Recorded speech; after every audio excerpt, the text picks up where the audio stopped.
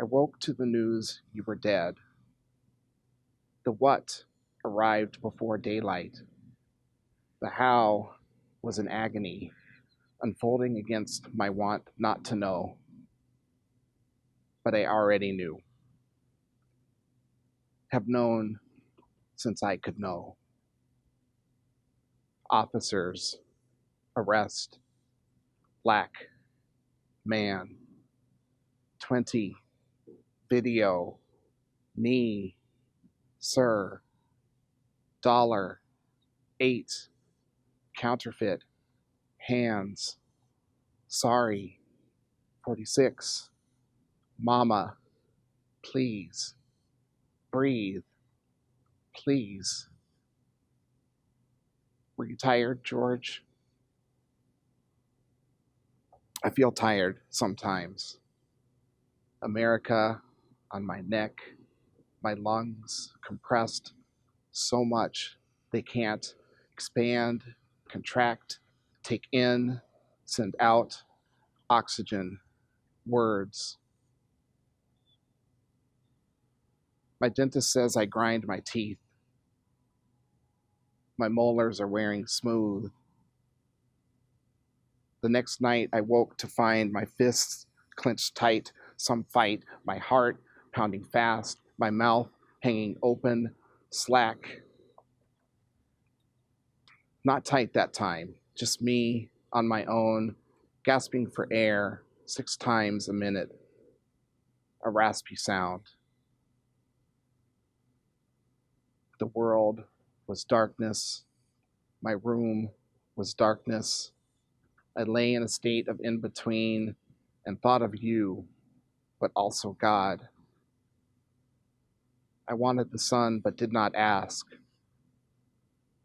I hoped instead for a quiet dawn and peace for us, real peace for us. I hoped so hard, it almost made a prayer.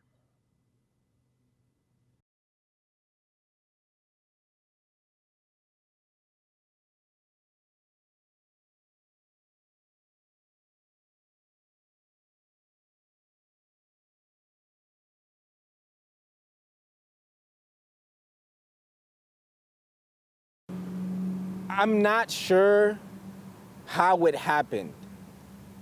It's still fuzzy in my mind. Perhaps the ants, all of them, too many to count, huddled around one of their own one morning who looked to be sleeping or gone and left tiny crumbs of bread in the event that it should wake.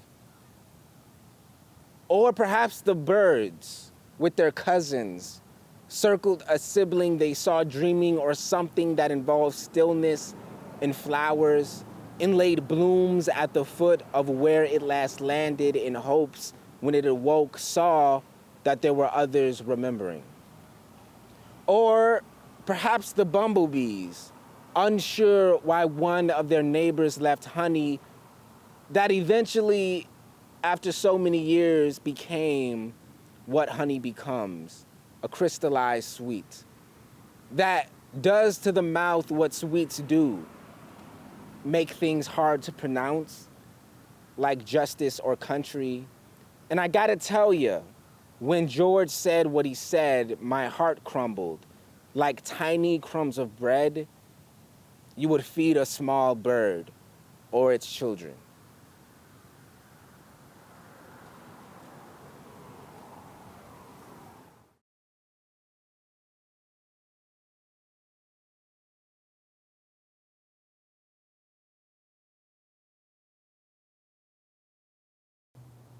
There was this moment before a white stranger offered to pour milk into my eyes. Screams permeated plumes of tear gas as the steam climbed up my throat, reminded me of the summer you dared me to eat a Carolina Reaper. That ugly fruit you had grown in our patio wrangled my resolve and any escape routes my drained nostrils considered. There were rubber bullets hunkering down like mayflies above the Mississippi, and I thought of you. The pepper sprays burned. fluttering with evasive familiarity. I'm stubborn enough to dwaddle into denial. So what? If I didn't need to receive the milk after that, so what? If a former flame found me tender and tainted by a pain I thought discarded, it looked like bravery, this tolerance. I felt guilty for wanting, in the middle of Lake Street, for you to tease out your white boy grin. My insides purged the reaper. The street was like flypaper after that. I felt trapped there, fighting for life, fondling the memory of a fruit that singed my lips first.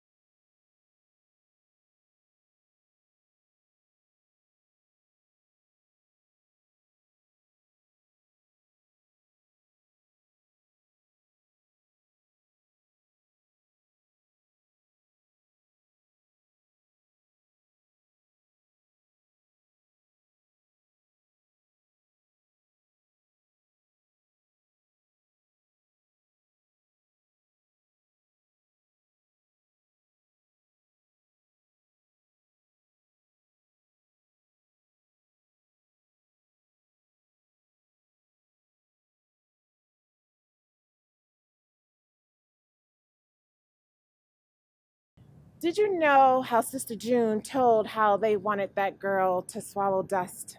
Instead, she puckered and kissed Soweto. Homeland, she said. Sister June be coming around when I am lost and walking in circles. Because this land has never been, has always been home. Blessed are those who move in circles, for theirs is a purposeful rotation.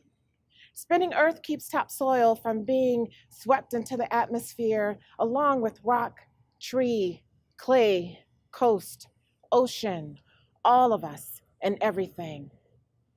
Blessed are those who spin, for they will plow our way forward, keep us together.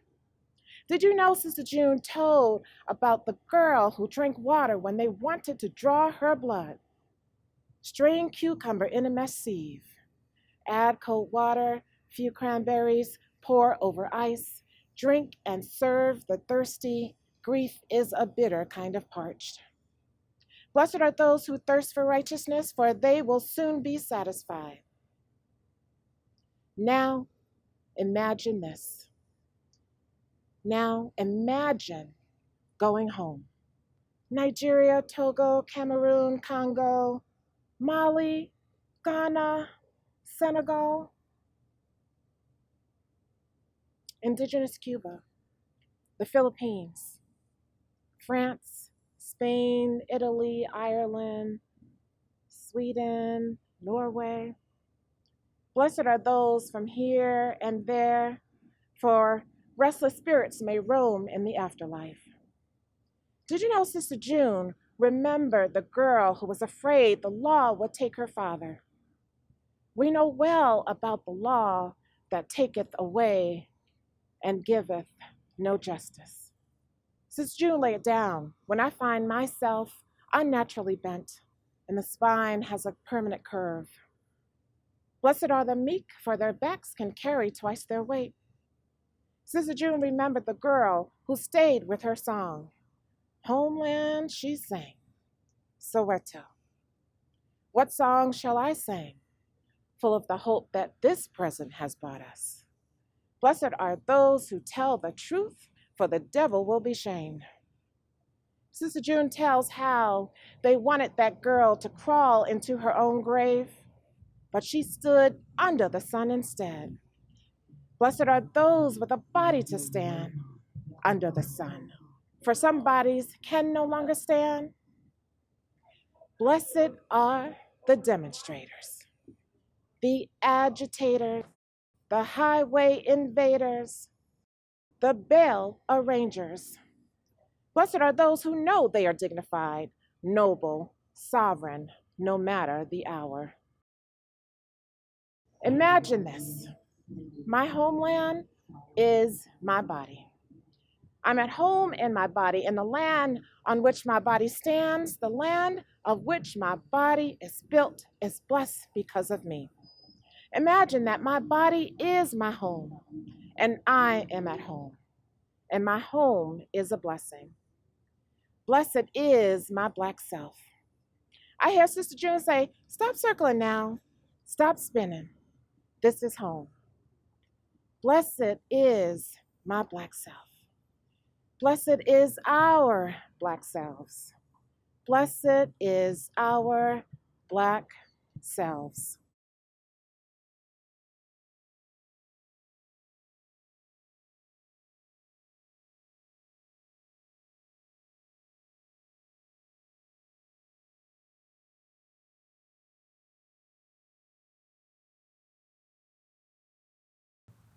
When I think there aren't enough buckets to hold this, a gumbo pot or a vase imported from somewhere brown, sold by Pier 1, labors to receive the symphony of drips that pool upon my North American roof. This week, I have not drowned. This plot has not buried me, as if every grandmother seeded herself into the soil, made of the self a home, sheltered in the belly of a worm or a hard-bodied insect burrowed into the bark of a still here tree. Certain as the wind waltzing sunflower stalks in July, my throat tightens around the water lilies, their improbable blooms, the dew hemming graves, marked and unmarked. How this time, what the earth will no longer hold has bent the Mississippi to choke, has churned the pulp of treaties, wheat pasted into a crown for Princess K. When the salted smile fades, we make of the refuse a hollow.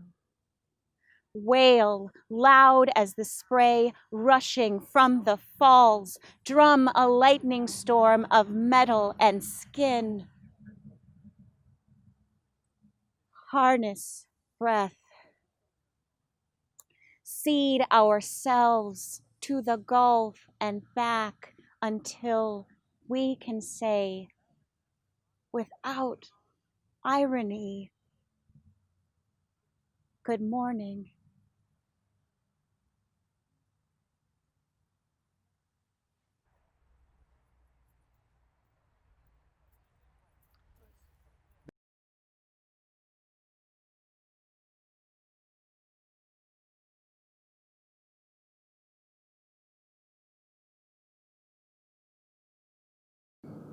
Today I woke up and suddenly thought of Fimbi.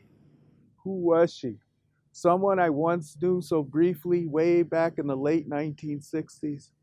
The first black girl I ever saw wear beautiful African-style cornrows braids that truly, if you saw them back then, you'd be utterly amazed by just her hair, flowing like long streams of dark shimmering water from a great tropical waterfall on the Congo River, creating a mysterious primeval lighted halo like a multicolored rainbow, rising up into the air. She could quote Nkrumah, Malcolm, Marx, Fanon, on and on and on. Quote long passages of Chancellor Williams' The Destruction of Black Civilization by heart. Her dorm room adorned and filled up with real wood-carved African sculptures and Southern Black folk art. I remember Fimbi, dressed in her own Bhakti print dashiki. Who was she? Where did she go? faded out of my life like some strange leftover cosmic echo, echoing from far back in my past and that time that I saw her last. We sat huddled in her small college dorm room, smoking weed, sipping herbal tea, listening to John Coltrane's classic Africa Brass. Was her name really Fimbi? As I look back 50 years and counting, still wondering who was she really? But this long, dark shadow in my life she forever cast, but shone from a once bright, warm sun that had long since set and gone down in my past. I remember I couldn't take my eyes off this one tiny, shiny diamond nose stud stuck through her left nostril, glimmering like an angry red star shining from afar, yet steadily settling into the mist, out of reach, out of sight, as I wondered how many million light years ago already was that red flickering light. So Thimby, who exactly was she? Always calling me her part-time weekend revolutionary, shortly before she disappeared into one of those big chocolate cities gone up in flames and vanished forever into those raging fires, along with her name. I wondered if she ever made it out alive, or if I'd ever see her again. If she was tossed in jail then or just shot dead, it wouldn't be a surprise. Thimby, what was she? As that quiet, idyllic day drew to a close, with me still not convinced, not willing to join, according to her, that impending Black revolution, which in the end I didn't entirely believe was coming right then, I suppose. I left her standing at her dormitory door, feeling a little shamed of myself, staring down at the hallway floor. Fimbi gave me a long, hard goodbye kiss that made my heart go all aflutter as she whispered into my ear, "Peace be with you always," before she had to add, "my poor weekend revolutionary brother." And that was that. When I look back, she had already closed the door. So forgive me, Thimby, when now I can't seem for the life of me to remember very much of you than this anymore.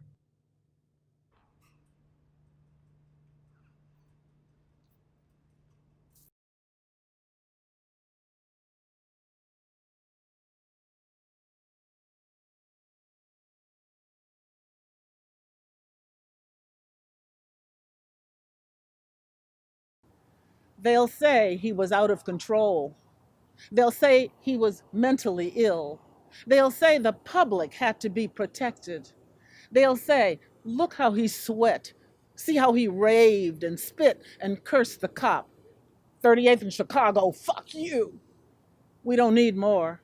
Ours fresh as we are with murder and fire and the knee on George Floyd's neck. They'll recount how he waved his arms through bursts of shouting in the parking lot, how he stripped off his shirt, his undershirt, peeled to a brown sag of belly in front of the flower shop, then his pants, naked. How he beat on the hood of his car with two naked fists. They'll pinpoint the minutes ticking, ticking, ticking during his holy rampage. What they will name his craziness churns in me. Inside the trap of my safe car, blocked behind the cruiser, his rage satisfies me. 400 years of our history's insanity. His threat terrifies me. They'll praise the officer's restraint in the temptation of, fuck you, tase me. They'll cite authorities' need for backup. 4 cars screaming lights and sirens to one calm cop. Back up, send backup. and one black man manifesting an unallowable grief. Stuffed anger and squirming fear climb my throat. I reach an embrace across our distance. Can he see the arms I hold out from the dark of my front seat? I am trying to hold him in the light. I'm offering an exchange, my light, for the gift of his rage. He pauses for one breath, eyes my way. But history won't let him go.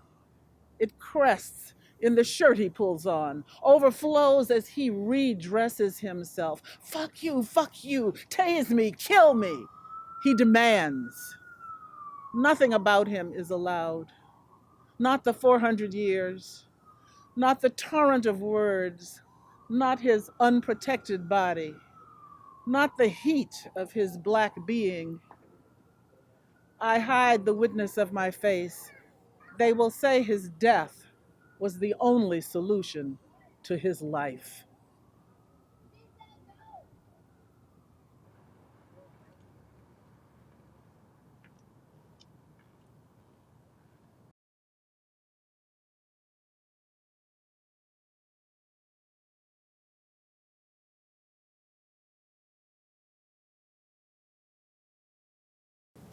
I lived just 2 blocks west from where they killed him, before turnover pushed the speedway from the womb of a 7-Eleven, where we pooled young money for candy bars and gas, extracting 20s from the narrow ATM, watching each other's backs for Applejack before crack had a chance to kill him.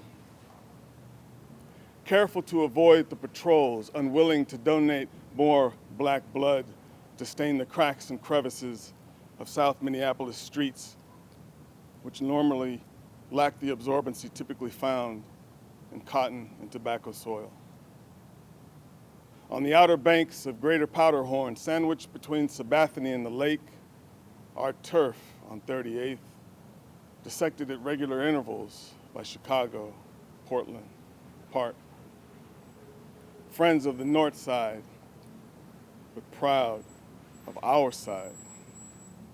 We made ourselves a home, a place to nurture aspirations we later offered to the sky, oblations to that northern star, repository of dreams with wings.